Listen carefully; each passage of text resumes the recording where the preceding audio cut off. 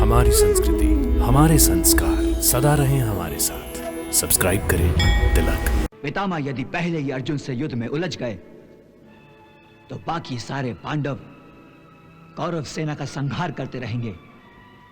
मामाश्री, कर्ण ठीक कह रहा है। इस प्रकार तो हमारे कई कौरव योद्धा व्यर्थ ही मारे जाएंगे। इसलिए इस युद्ध को तुरंत समाप्त करने के लिए हमें चाहिए कि पहले पितामह और अर्जुन का सामना होने के बदले दूसरे पांडवों को एक एक करके पितामह के हाथों परलोक भेज दें। पितामह ने धरती को निष्पांडव करने की जो प्रतिज्ञा की है, उसी का समाचार गुप्तचरों ने पांडवों को दिया होगा। इसलिए वो पितामह से युद्ध करने के बदले उनसे क्षमा की याचना करेंगे। और मेरे भतीजे इतने निर्दयी भी नहीं हैं कि अपने प्रिय दादा का वध करें। यह केवल आपकी अंतर इच्छा है। आप चाहते हैं कि यह युद्ध कौरव बिना लड़े ही जीत जाएं। पार्थ, दुर्योधन की चाल को समझो। ये तीनों तुम्हें पितामह की ओर बढ़ने से रोकने के लिए आए हैं। जानता हूं केशव, यदि मैं इन तीनों से युद्ध करने में उलझ गया तो पितामह को अपनी प्रतिज्ञा अनुसार संहार करने का अवसर मिल जाएगा। इसलिए तुम इन्हें टालकर मेरा रथ पितामह के सामने ले चलो। ठीक है पार्थ।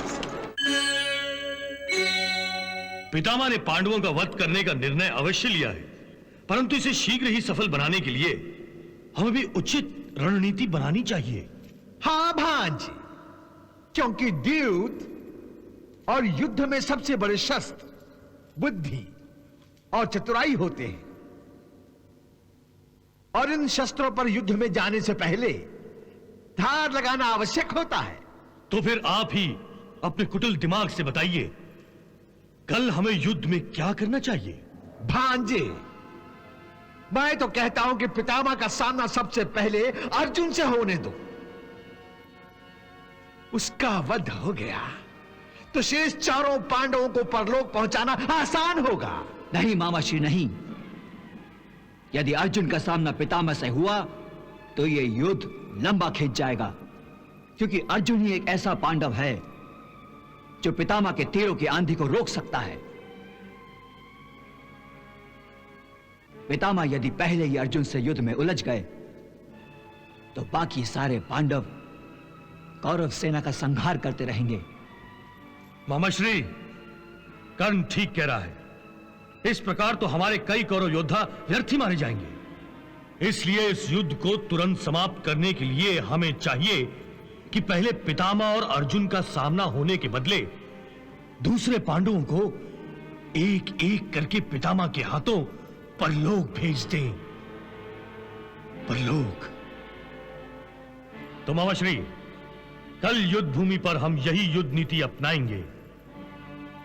कल युद्ध भूमि पर हमारा महारथी योद्धा अर्जुन को पितामह की ओर बढ़ने से रोकेगा, और हम पितामह और अर्जुन को आमने सामने आने नहीं देंगे।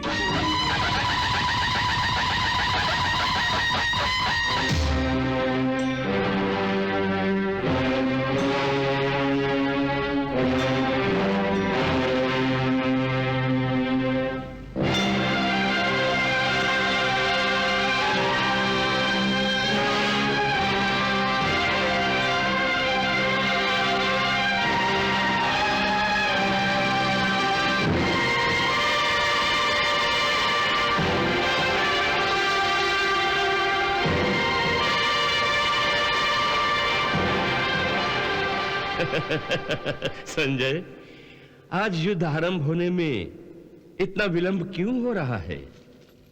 महाराज, विलंब तो नहीं हो रहा है, परंतु आज आप कुछ अधिक उत्सुक दिखाई दे रहे हैं, और आज आप समय से बहुत पहले ही आ गए हैं।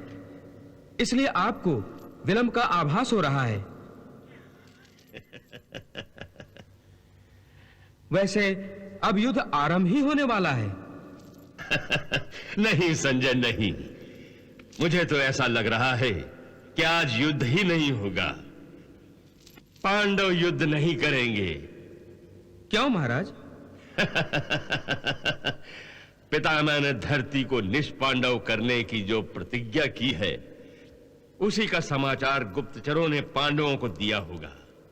इसलिए वो पितामह से युद्ध करने के बदले उनसे क्षमा की याचना करेंगे।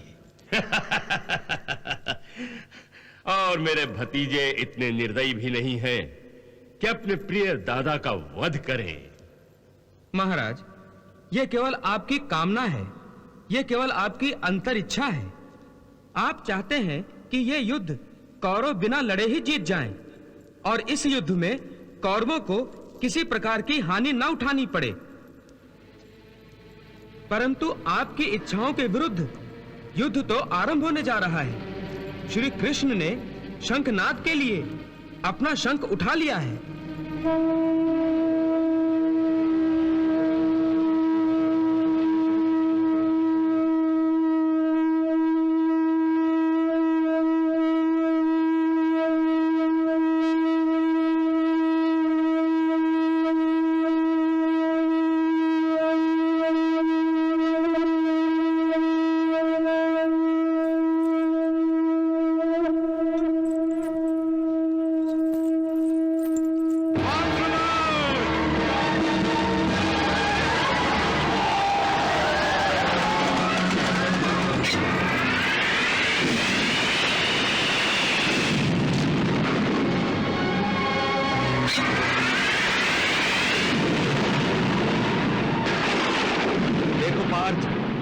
युद्ध शुरू होते ही पितामह ने आक्रामक रूप धारण कर लिया है और वो अंधाधुंध बाण चला रहे हैं, क्योंकि उनकी आंखें अपने लक्ष्य को नहीं देख रही हैं।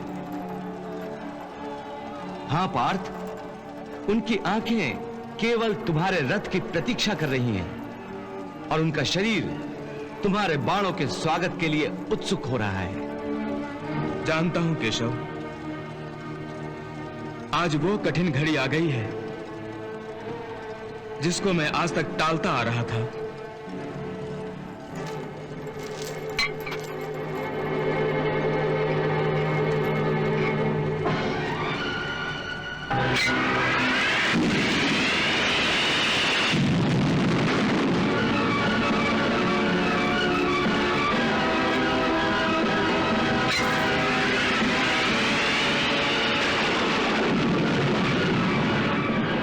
हे केशव, मेरा रथ पितामह के सामने ले चलो।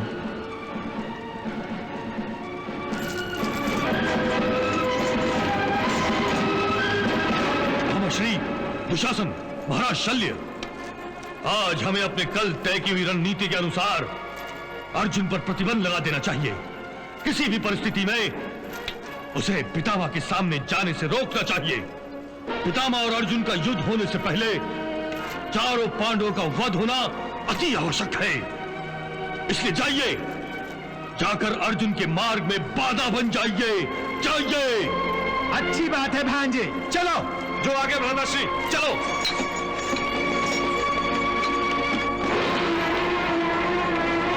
चलो सारथी।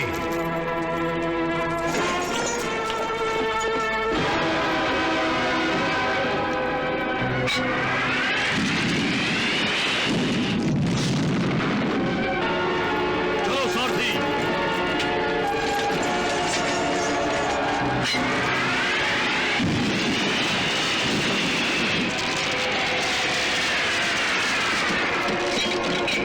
आचार्य, पितामह ने इस पृथ्वी को निष्पांडव करने की जो प्रतिज्ञा की है, उसके कारण पांडव उनके विरुद्ध कोई छल न करे। इसलिए मेरी आपसे प्रार्थना है कि आप दोनों पितामह की रक्षा करें। पितामह अकेले ही पृथ्वी को निष्पांडव कर सकते हैं, उन्हें किसी की सहायता की आवश्यकता नहीं है। ये तो हम भी जानते हैं आचार्य कि पितामह को किसी की सहायता की आवश्यकता नहीं, परंतु हमें अपनी ओर से उनकी सुरक्षा में कोई ढील नहीं देनी चाहिए। शत्रु आखिर शत्रु होता है आचार्य, ये हमें सदैव याद रखना चाहिए। आप उचित कह रहे हैं युवराज, हम आपकी रणनीति का अवश्य पालन करेंगे। चलो सारथी। चलो सारथी।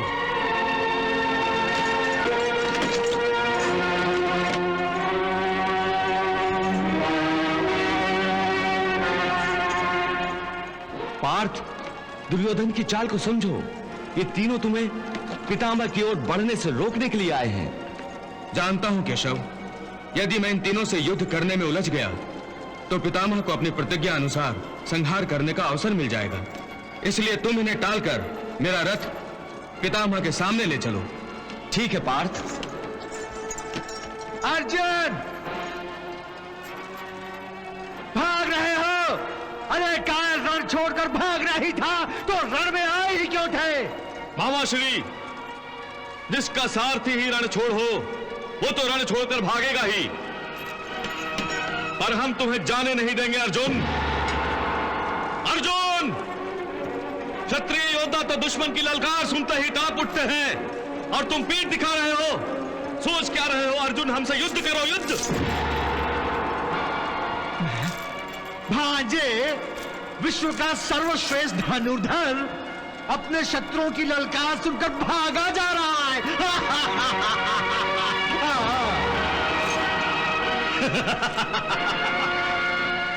अर्जुन, हमसे युद्ध करो, युद्ध। अर्जुन, अरे हम तुम्हें ललकार रहे, आओ युद्ध करो हमसे। हम तुम्हें युद्ध के लिए ललकारते हैं अर्जुन, हमसे युद्ध करो, युद्ध। आओ भांजे, आओ। मेरा रथ रोको वासुदेव। हे केशव, रथ रोको। हे अर्जुन, वो तुम्हें पितामह से दूर रखने के लिए जानबूझकर भड़का रहे हैं। उनकी ओर ध्यान मत दो। वो देखो, पितामह वहां आतंक मचा रहे हैं।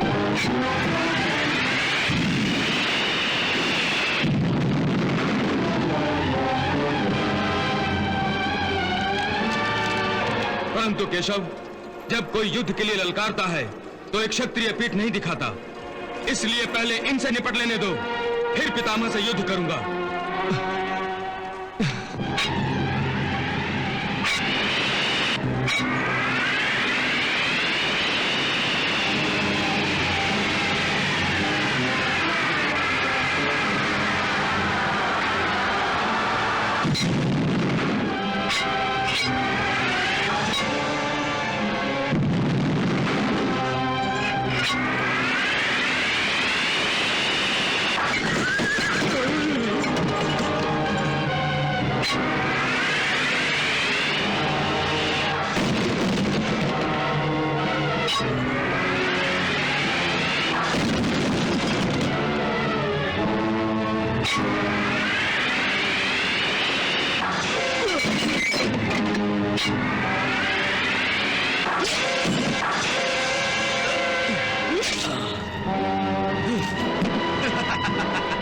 अर्जुन, हर पल महत्वपूर्ण है।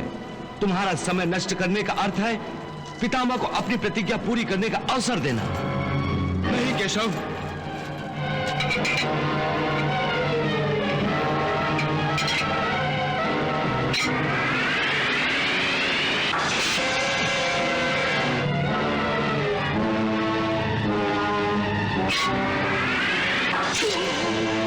साथी,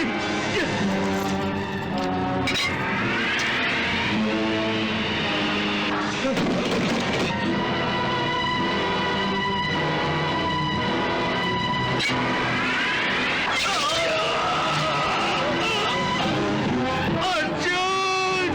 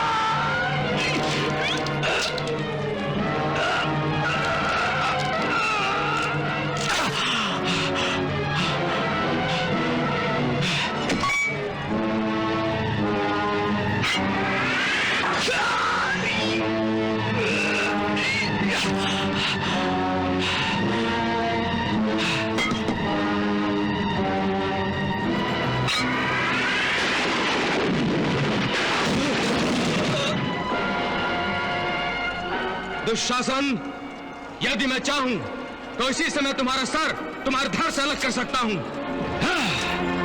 इसी क्षण तुम्हें यमलोक भेज सकता हूं, परंतु बड़े भैया भीम ने तुम्हारे अपवित्र हाथों को उखाड़ फेंकने की प्रतिज्ञा की है, इसीलिए तुम्हें जीवन दान देता हूं।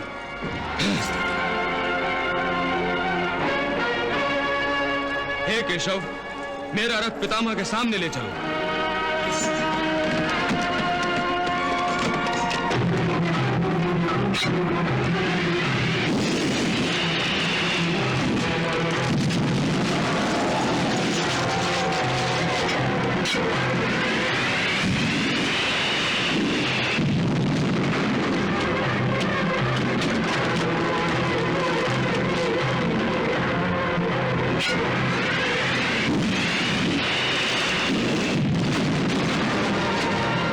कृपाचार्य, आप देख रहे हैं अर्जुन आज किस बहादुरी से युद्ध कर रहा है। अर्जुन को पहले जैसी शूरवीरता से युद्ध करते हुए देखकर ऐसा लगता है कि जैसे आज अर्जुन सूर्यास्त होने से पहले ही संपूर्ण रूप से युद्ध को समाप्त कर देना चाहता है। कल तक अर्जुन बुझा बुझा सा था, जैसे बेवश होकर युद्ध कर रहा हो।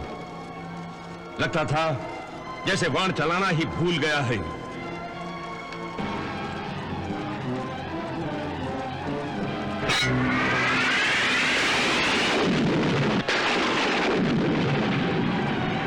परंतु आज उसमें अचानक परिवर्तन आ गया है, जिस पर प्रसन्न होना या आश्चर्य होना उचित है।